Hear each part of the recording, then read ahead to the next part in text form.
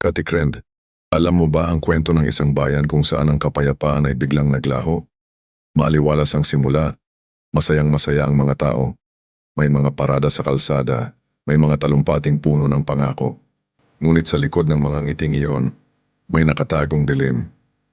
Isang gabi, habang tahimik ang lahat, isang putok ang yumanig sa katahimikan. Isang konsehal, na kilalang kritiko ng administrasyon, ang binaril sa harap mismo ng kanyang tahanan. Hanggang ngayon, hindi pa rin nahuhuli ang mga salarin.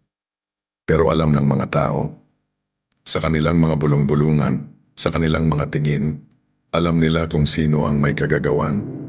Mga tauhan daw ng nasa kapangyarihan. Ngunit walang nagsasalita ng malakas.